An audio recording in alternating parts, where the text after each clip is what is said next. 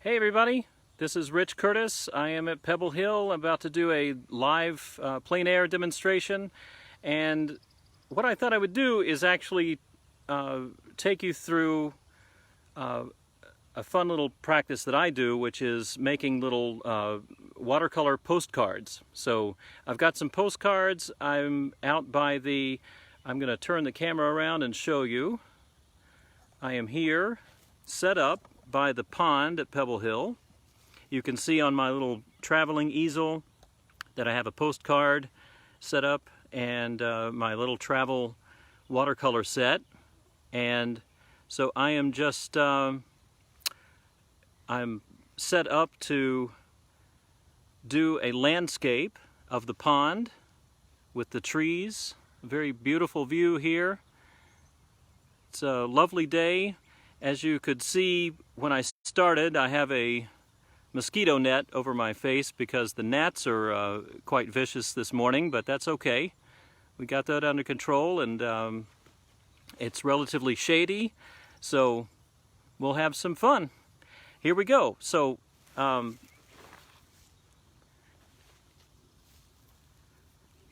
when I get in the picture, if you'll make sure that the camera is turned correctly.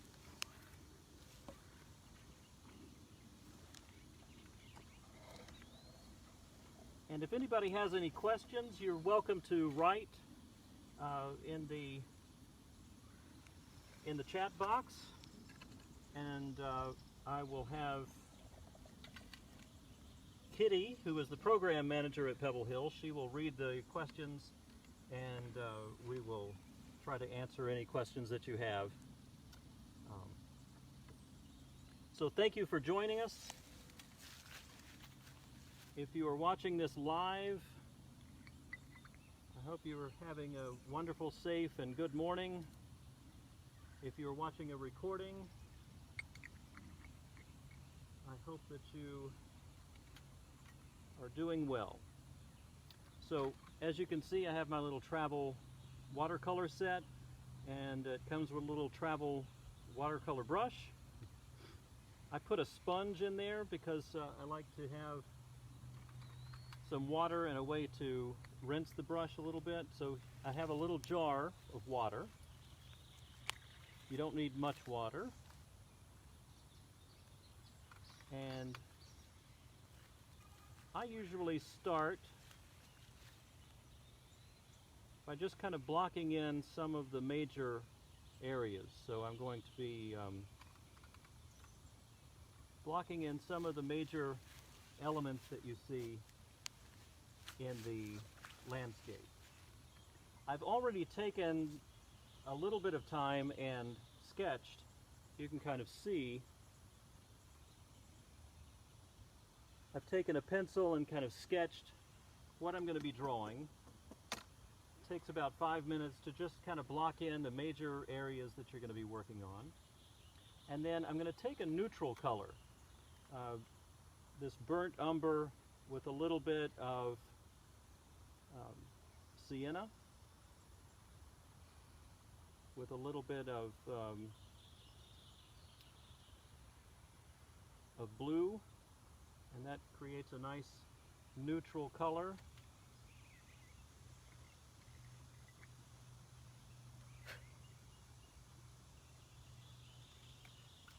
And just going to be blocking in some of the major shapes. So as I'm looking,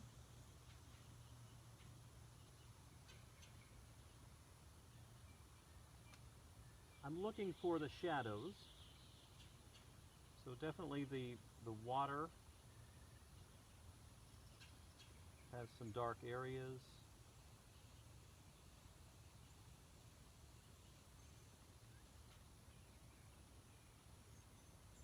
That background of trees past where it's mown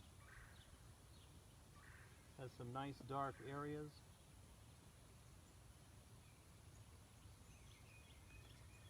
And this dark neutral color is not your darkest. It's going to be kind of a mid-tone. So I have plenty of water mixed in with the pigment so that you have a nice range of color.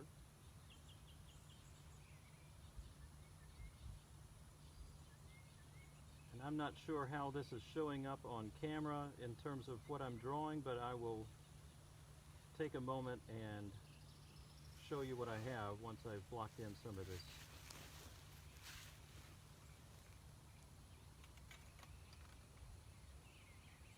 And again, if you have any questions, if you're watching this live, you are welcome to write a question and Miss Kitty will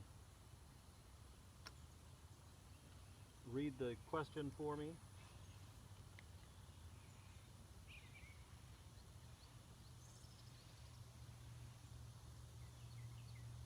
And the reason I wanted to demonstrate this activity is that sometimes when you are visiting a place like Pebble Hill, you might be interested in doing something other than just taking a photograph with your camera. If you wanted to create something for a relative or a friend and you wanted a unique way of showing where you've been, that this is a fun way to create a little souvenir for yourself.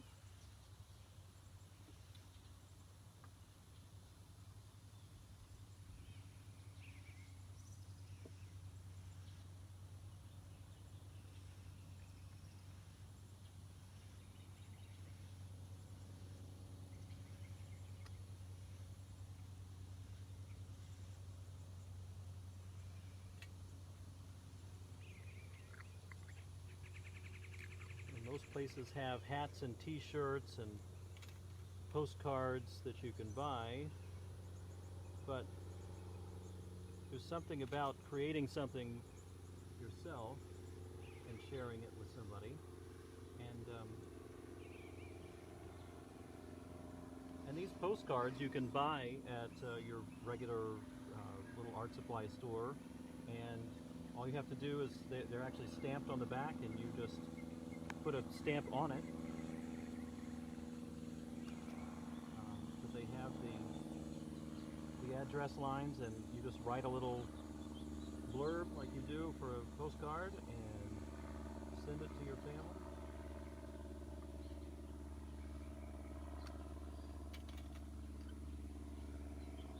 All right. So just showing you a little bit, this is what I have so far. It's just the area, that ridge of foliage in the back, and then some of the areas up here that are darker. And now I'm going to switch to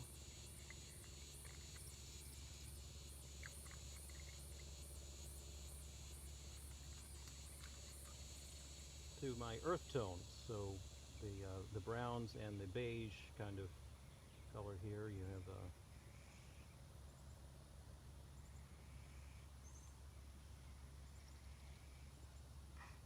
and that I'm going to use. If you're looking at this tree trunk here, there's a lot of red in that brown, and some of these tall pines have some gray.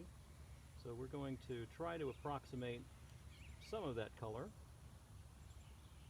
because it works really nicely against the really bright green of the ground. So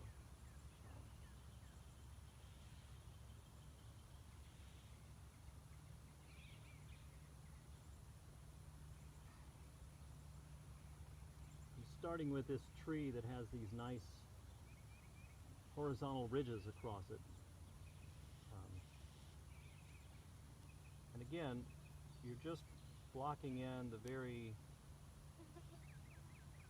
basic shapes first, and then we'll go back and add some details in a little bit.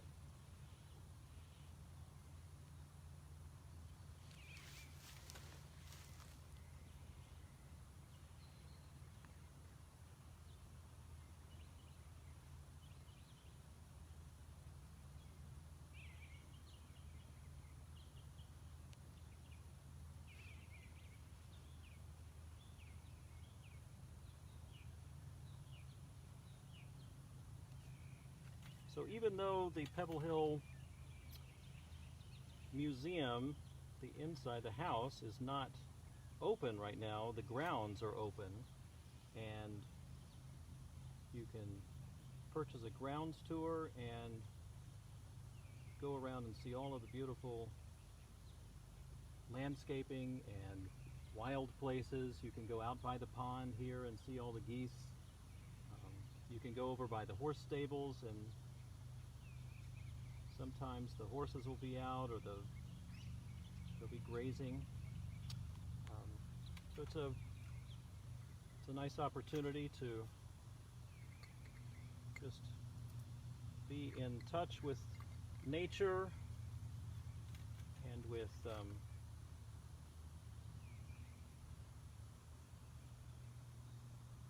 a manicured version of the natural world.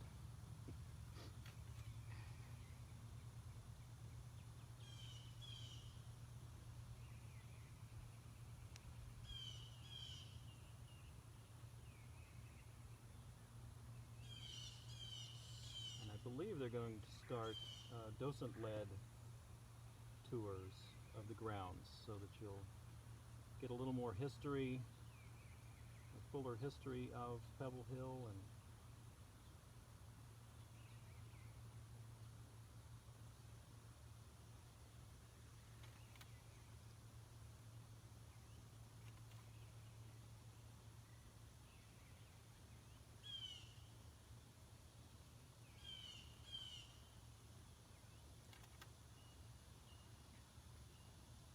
so what's interesting is when I'm using the umbers, the browns, if I want to make them darker, I can add in some of that blue that I used because, of course, the blue and the brown mix together and make a darker neutral color.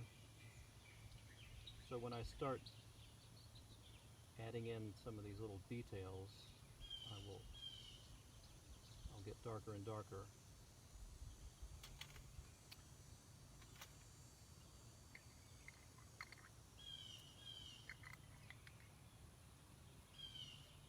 Try to keep the cap off because that's adding another layer here. There we go. It's funny, I just got this mosquito net this morning and it's a lifesaver.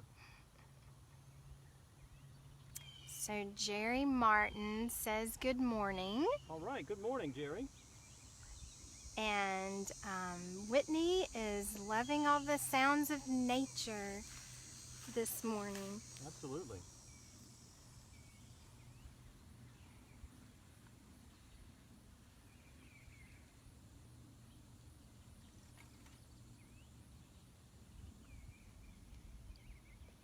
Well, certainly if there's any questions or comments, I would love to hear them.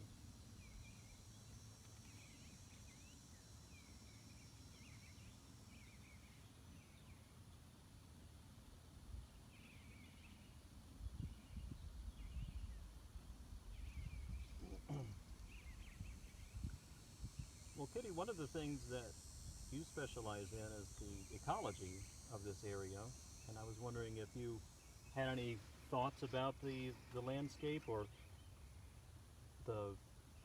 what you would highlight in terms of. Well, for sure, one of the great things coming out to Pebble Hill, in addition to all the great sights that you can see, are a lot of the bird life that comes either through migration in the spring or in the fall, or the species of birds that naturally occur here year-round. I guess in this scene we have Canada geese that we do get to see in many places around our community.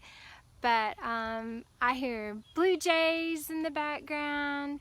I see some really great butterflies fluttering around the pond.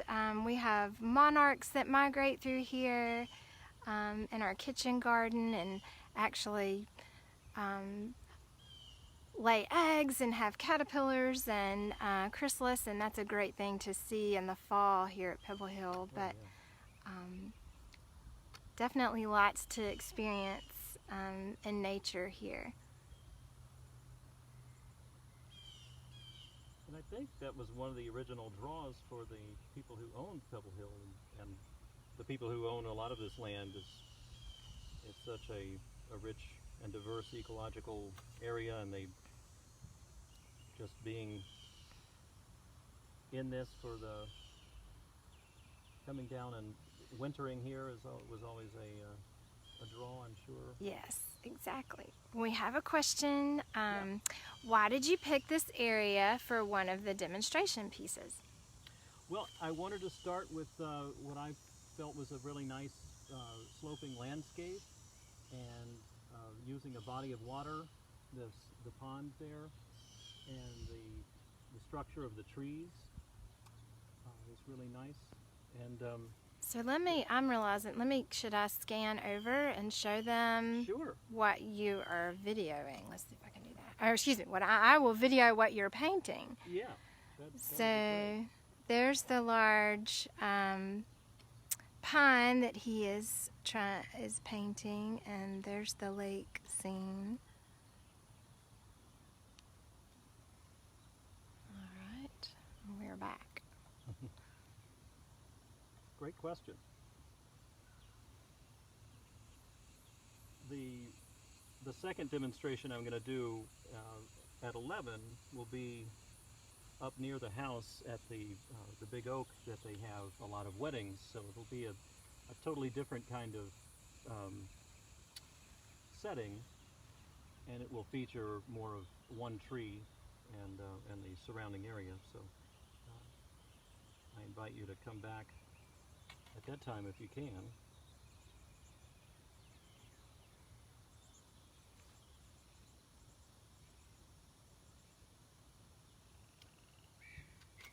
So I asked you earlier, when you were setting up, you did a pencil sketch beforehand. Could you tell us a little bit about that process when you do oil paintings? Sure. Well, any kind of painting, when this is Or watercolor, excuse me. That's yes. fine, but yeah, oil painting or acrylic, any of it, it's always good to just kind of get the bones, the structure that you're going to work with for the composition, so that you have a nice balance. Like if you can see this tree, which is that tree, and this tree, which is that tree, kind of frame the composition, and then you can see the water behind it. And I try to make sure that the horizon line is at a good angle, so that I'm looking out and kind of you don't necessarily want the ground to be smack dab in the middle of your painting, so you just want to kind of sketch out some of the basic areas that you want to work with. And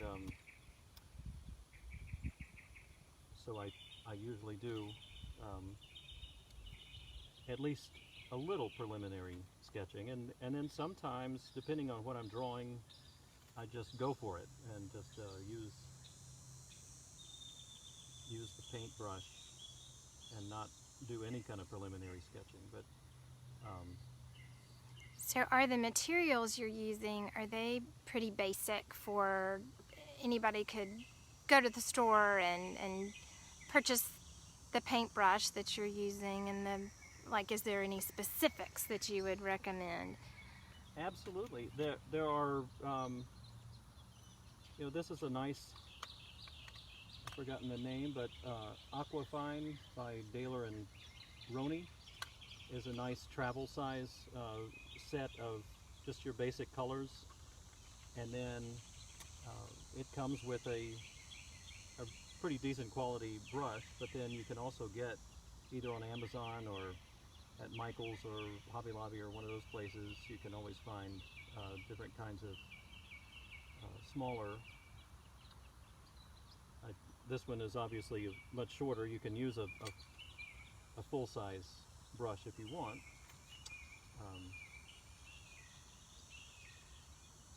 For this set, for this whole setup, I wanted to make it as compact as possible, so I'm using shorter brushes and smaller paints and my tiny jar of water and so forth. Great. So, because my hope was to have it all sort of fit within this little easel that I can just kind of pick up and move anywhere.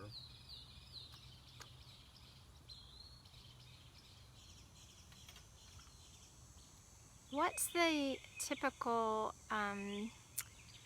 what's the question? Consistency of paint to water. Like when you're doing that process, how often do you go to the water? Is it only between colors or? It just depends. You know, when I'm first starting, the paint should be a little more loose, a little watery, so that it's, because the less water you use, the darker or more intense the color will be. Okay. And so I try to use a lot of water at the beginning, and it really is, watercolor is really all about controlling the amount of water that you're using, so that you're not, so it's not out of control. Right.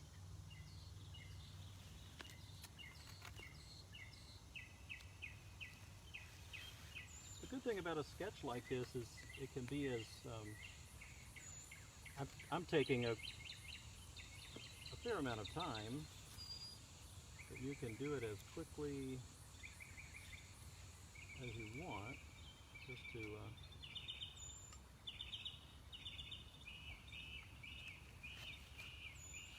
to get the basic idea down.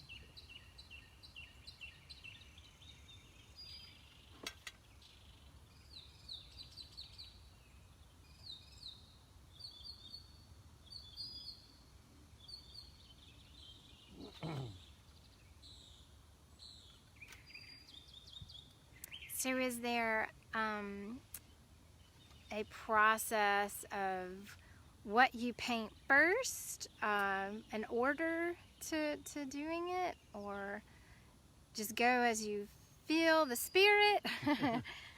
I typically, I try to block in the largest areas first, and then work more with, continue to work more and more with details. Right. And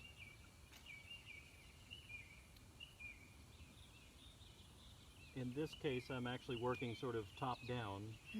Sometimes that's not necessarily how I'll always work. It just depends on what I'm painting. But oh, you hear the geese calling out there. That's good.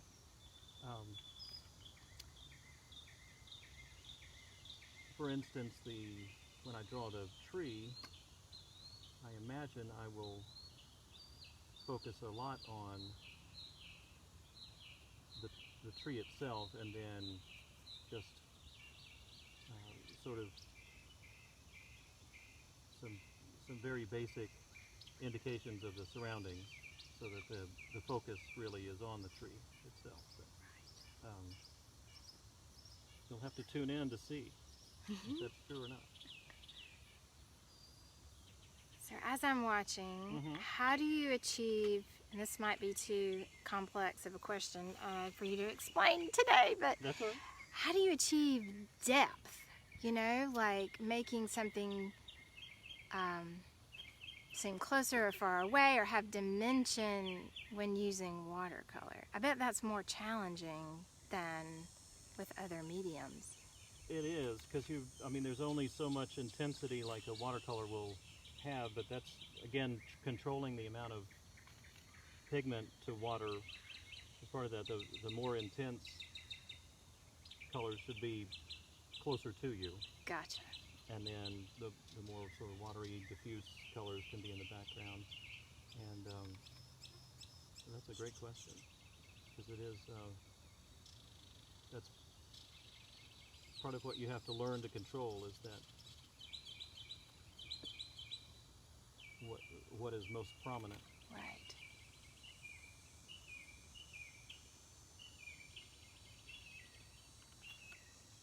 All right, we're about, I just have the foreground here and getting that together, so I'm going to make a nice stream. The other thing I wanted to point out is that, you know, when you look at a landscape, you might think, oh, that's just green. But if you really look closely, you notice all the different varieties of green and some brown and yellows that are in the background. And up here, up close, of course, there's a lot of shadow. So the shadows create all that variation, and the darker green of the like cattail fronds and so forth down by the water are a totally different green from the others. So it really is an interesting exercise just to be more aware of the surroundings and the I mean, even if you're just paying attention to color, there's so much variation. It's really interesting to just, even if you don't paint anything, just to sit and notice. Mm-hmm. It's a great exercise.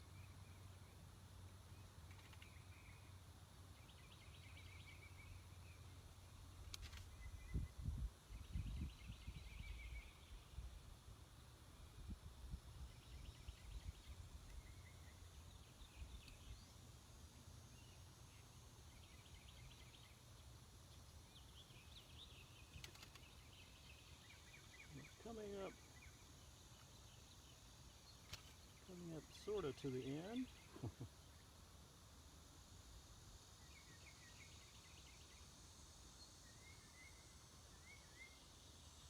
Sometimes what I like to do, if the composition is a little, it's not really holding together really well, I'll take an ink pen and kind of outline some of the, give some details that way. A purist might think that's kind of cheating, but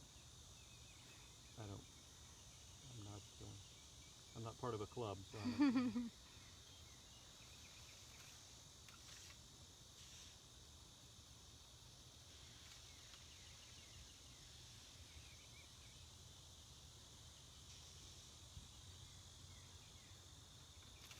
Another materials question. The paper does look specific maybe for watercolor. Is that the case? There is definitely watercolor paper, and the better the watercolor paper,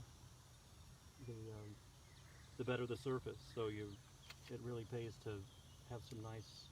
You can get a decent pad of watercolor paper for not so much, and you can actually get them. You can get watercolor postcard size with, like I said, with a stamp already back, and they're really made for just what I'm doing. But it's a nice thick, and it's mailable, so it's thick enough to put in the mail.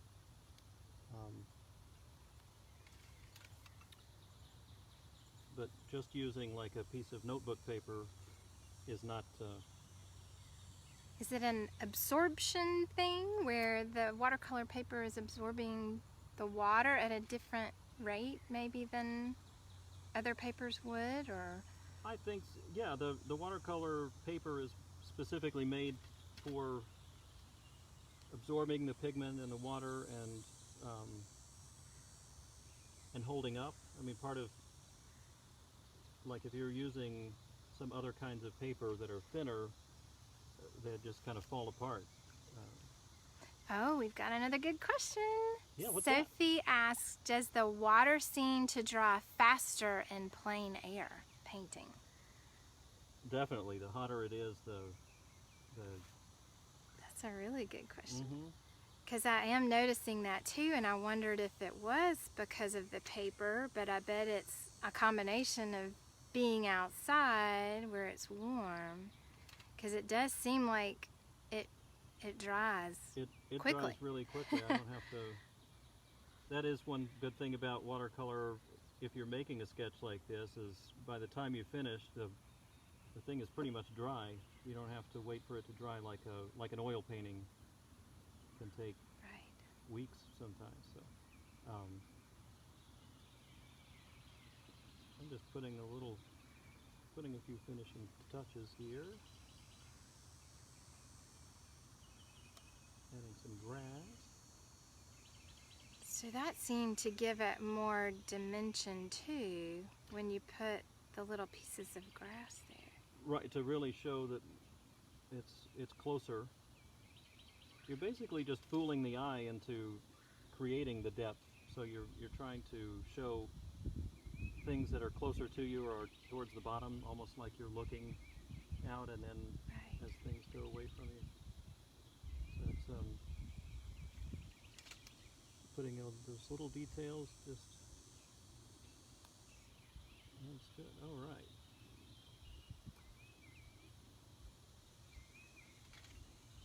So this is Wow. the finished piece right now. Like I said, I might, if I was doing a little more, I might take an ink pen and just add little indications here and there, but because sometimes that bumps up the contrast. But that is a basic sketch, and something fun I hope you might try. Just get some very simple materials at the supply store, and then have fun being a visitor someplace, maybe even Pebble Hill. So thank you so much for joining me, and I will do again another demonstration at 11, and look forward to seeing you then. Thanks.